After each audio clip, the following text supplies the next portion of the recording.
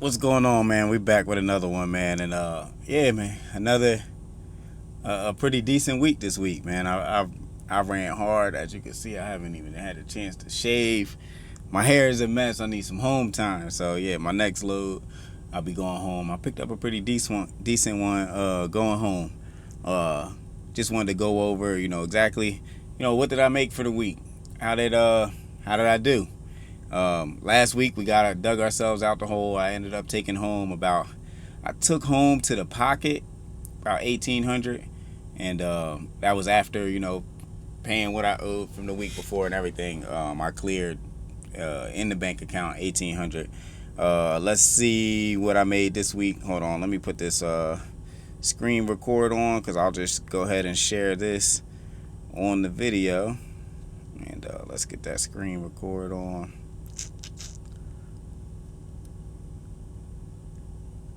All right.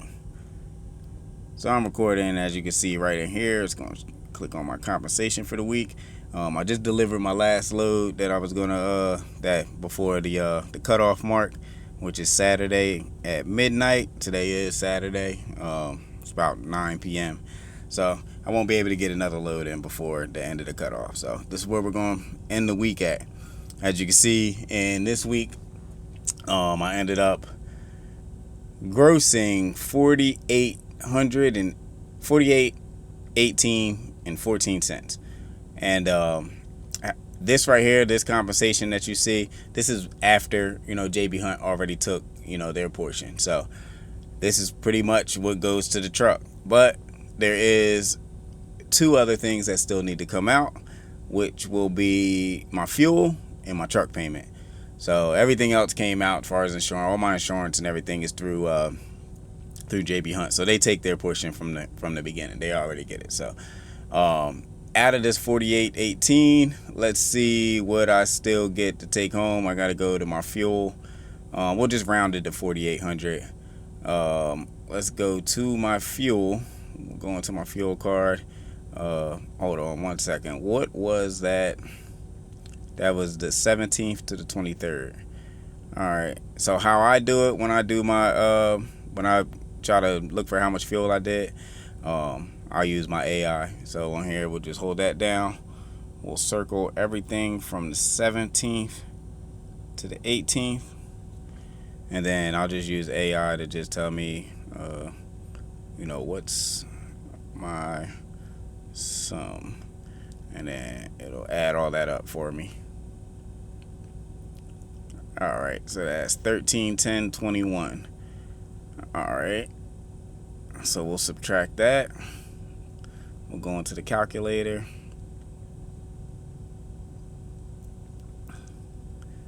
All right, so 4,800 minus, what was that, 1,300,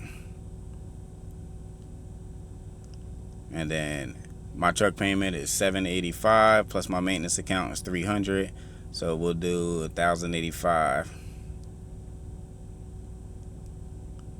and that's what I'll take home for the week. $2,415. So pretty decent week. I'm happy with that. Especially what I ran. I ran all light loads, and they were all simple loads. I was picking up, and I barely had any deadhead. It was a nice smooth week. Everything ran smoothly. Truck ran smoothly. So yeah, I'm happy with that. And I got let's look at this next load that I got on here. The next load that I have, I think this one was paying $2,400.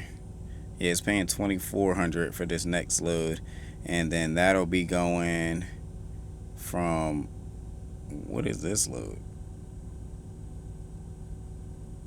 I have no clue what this load is.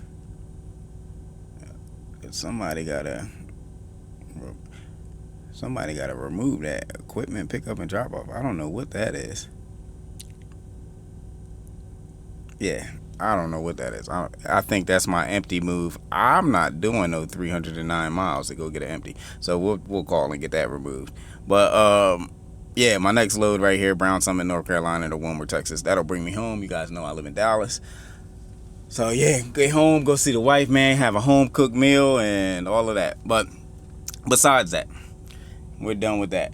But yeah, I just wanted to one other thing I wanted to have, man. I was just in my thoughts, man, and I was just thinking today, and like not only thinking today, but just throughout the week, thinking to myself, why am I doing this? Like, do I really want a truck? Why did I even go for a truck? And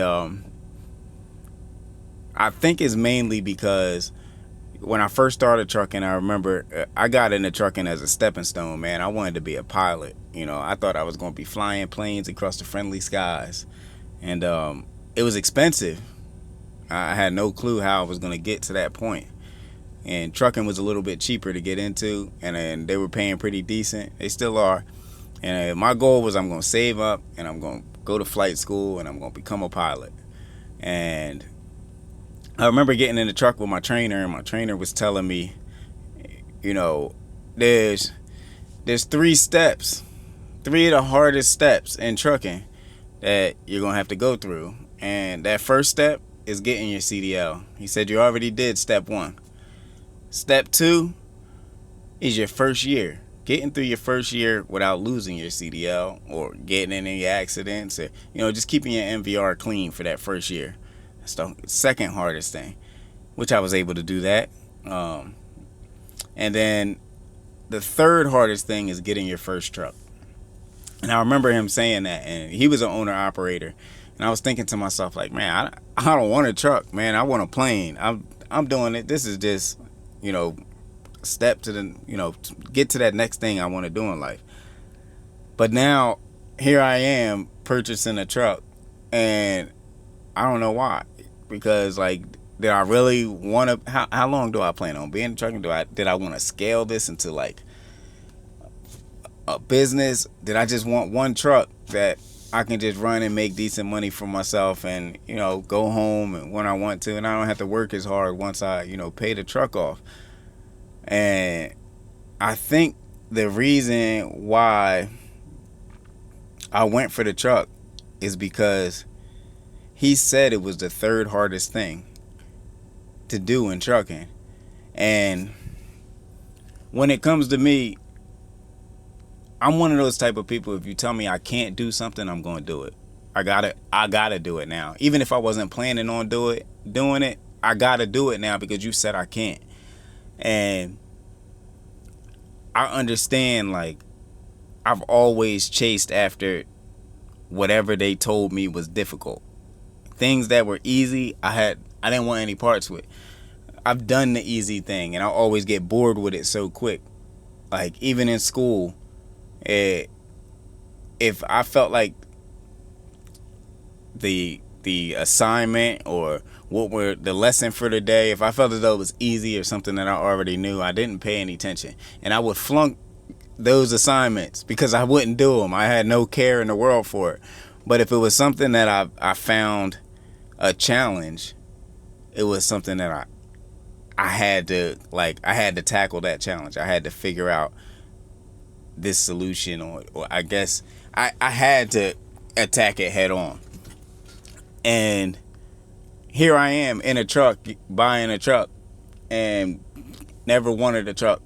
But because my trainer told me that this was difficult to do, and it was like the last hardest thing that you can do, here I am doing it. And I don't know why, but yeah, either way, we're going to do it. I'm going to do it.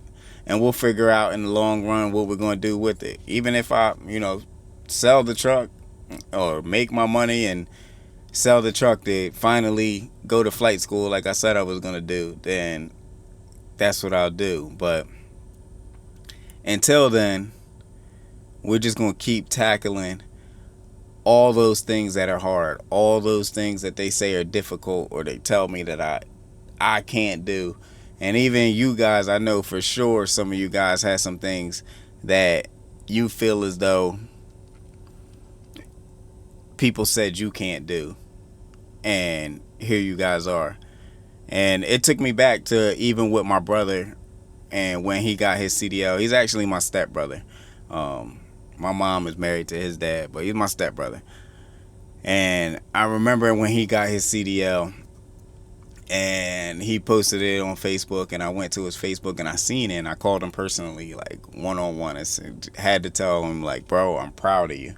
And I remember him breaking down on the phone, like tearing up, and I was like, you all right, bro? Man, you should be happy. He like, bro, nah, I am happy, but you the only person that told me that you was proud of me. You the only person. Nobody else. No family member, nobody else. You're the only person that said you was proud of me. You know what other people said to me? He said they told me that they didn't think I could do it. No one said congratulations, man. Nothing. All they said was, I didn't think you could do it. And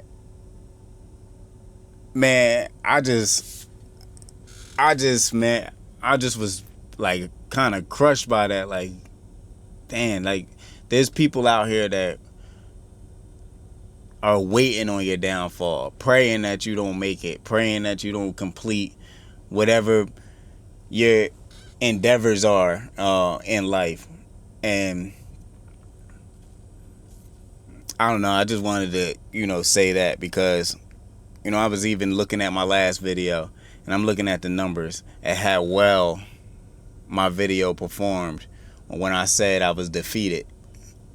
And even though I spun the video, if anyone watched the video, I seen comments in there, you could tell people didn't watch the video because my video had nothing to do with me being defeated. That was just the title of the video.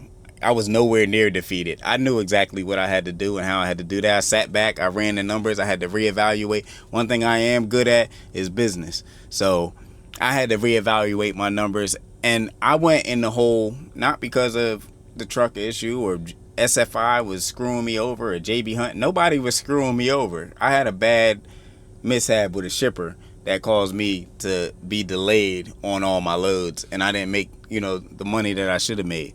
But that didn't have anything to do with that. But there were people in there like, man, you should leave SFI. You should leave JB Hunt. They didn't watch the video at all. You could tell.